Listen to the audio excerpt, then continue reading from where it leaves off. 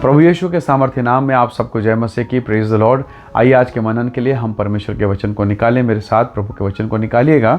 पहला शमूएल उसका 16वां अध्याय और उसका वचन 7। यहाँ इस प्रकार से परमेश्वर के वचन में लिखा है, परंतु यहोवा ने शमूएल से कहा, न तो उसके रूप पर दृष्टि कर, न उसके कद की ऊंचाई पर, क्योंकि मैंने उसे अयोग्य जाना है। क्योंकि यहोवा का देखना मनुष्य का सा नहीं, मनुष्य तो बाहर का रूप देखता है, परंतु यहोवा की दृष्टि मन पर रहती है। Praise the lord, hallelujah.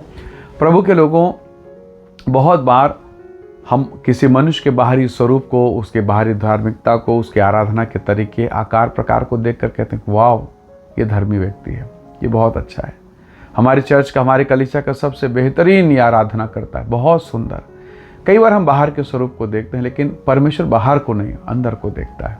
जरा सोचिए, प्रभु का दास, परमेश्वर का भविष्यवक्ता शमूएल ईशा के घर में गया और ईशा के सारे पुत्रों को देखता है, दाऊद को छोड़ के। दाऊद के जितने भाई हैं ऑलरेडी वो मिलिट्री में है, सेना में हैं, बल में, ताकत में, शरीर में, ऐसा लग रहा है कि यही राजा बन सकते हैं। पर सबसे कमज़ोर और दुर्बल कौन? उसके घर में एक छोटा सा लड़का, पतला दुबला सा दाऊद, और वो भेड़ बकरी चराने जंगल में है। सोचिए, परमेश्वर के दास ने कहा शायद ये राजा बनेगा, शायद ये राजा बनेगा। क्या परमेश्वर के भविष्यवक्ता से गलती हो सकती है? वो गेसिंग कर रहा है, ये होगा, ये होगा, और प्रभु का आत्मा बार बार कह रहा है, नहीं, ये भी नहीं, ये भी नहीं, ये भी नहीं। अंत में परमेश्वर ने अपने भविष्यवक्ता को समझाया कि सुन शमूएल, सुन, तो बाहर को देख रहा है और मैं अंदर को देखता हूँ। तो शरीर के बाहरी स्वरूप को देखता है, मैं मन को जांचता हूँ। हालेलुया। तो प्रभु के बच्चों, प्रभु के भक्तों, जरा सोचिए, कई बार आपकी बाहर की दशाएं ठीक नहीं, आपके कपड़े फटे हैं, आपके घर की दशा अच्छी नहीं है, आप बेहतर घर अभी तक प्राप्त नहीं किए हैं।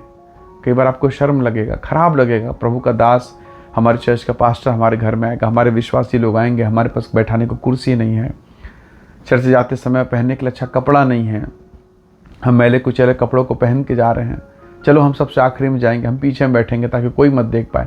कई प्रकार की बातें, धन के मामलों में, पैसों के मामलों में। कई बार आप सोचते हैं कि मेरे बच्चे बाकी अन्य के बच्चों से पढ़े लिखे नहीं हैं, मैं पढ़ा नहीं पाया, मेरे पास उतने साधन संसाधन नहीं थे, मुझे उतना ज्ञान नहीं। कई प्रकार की ऐसी बातें हैं जिसके कारण हम नर्वस होते हैं, हम शर्मिंदा होते हैं। बच्चों के जीवन के कारण, पति पत्नी के जीवन के कारण कई ऐसी कमियां हमारे जीवन पर होती हैं। पर परमेश्वर ने हमें हमारी कमी को देख कर नहीं, हमारे अंतःकरण को, हमारी आवश्यकता, हमारे जीवन को देख कर उसने हमें चुना है। हालेलुया। प्रभु ने कहा, तुमने मुझे नहीं, मैंने तुम्हें चुना और तुम्हें ठहराया है। हालेलुया। उसने हमें ठहराया है ताकि हम यीशु मसीह की महिमा के लिए, पिता के लिए फल लाएं। Praise the Lord.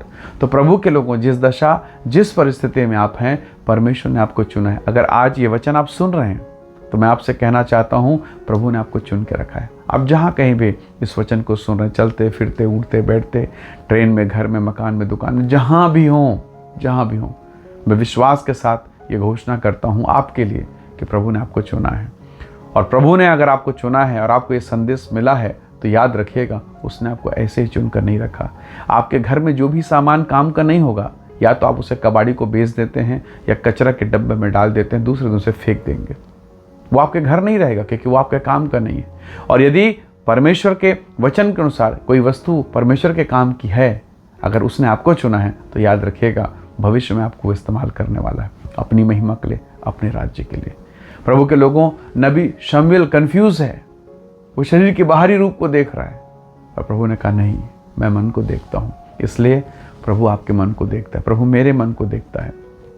आपने क्या दिया, किस भाव से दिया, कितना दिया, ये मायने नहीं, आपने किस भाव से, किस भावना से दिया, ये मायने रखता है।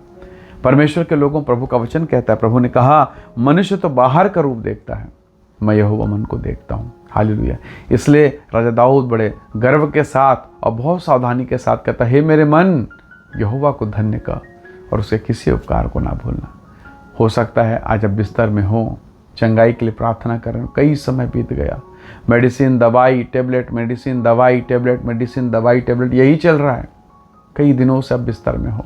परंतु प्रभु के लोगों, आप अंतःकरण से कह सकते हैं कि खुदावन तू मुझे चंगा कर। प्रभु आपको उठाएगा, आप पर दया करेगा, आप पर अनुग्रह करेगा।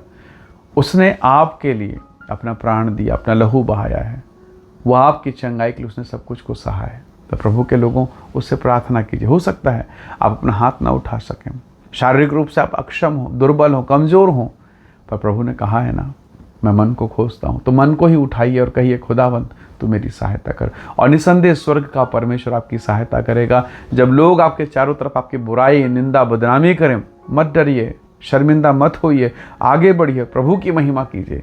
उस छोटे से बच्चे दाऊद को, जो बकरी चराता, भेड़ चराता, उसको प्रभु ने अपने देश में इज़राइल का राजा होने के लिए चुना।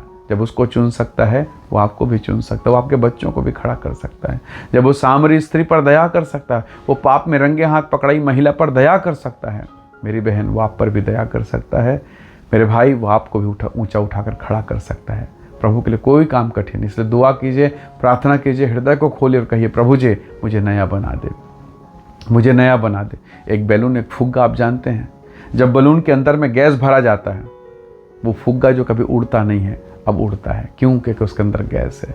जब वही परमेश्वर आपके भीतर में विराजमान होगा, वो आपको ऊंचा उठाएगा, महिमा से भरपूर करेगा। हालेलुया। आइए दुआ करें। प्रेमी पिता, मेरे प्रिय भाई बहनों के जीवन को मैं आपके हाथों में सौंपता हूँ। हर एक दबाने वाली वस्तु, हर एक बातें, हर एक परिस्थितियाँ इनके जीवन से दूर हो जाएं, इन्हें ब्लेस करें, आशीषित करें, और हर एक वो दशा जो इनके विरोध में है, यीशु के नाम से आशीष का कारण होने पाए। धन्यवाद पिता, प्रार्थना सुनने के लिए यीशु के सामर्थ्य नाम से मांगते हैं, आमीन, आमीन।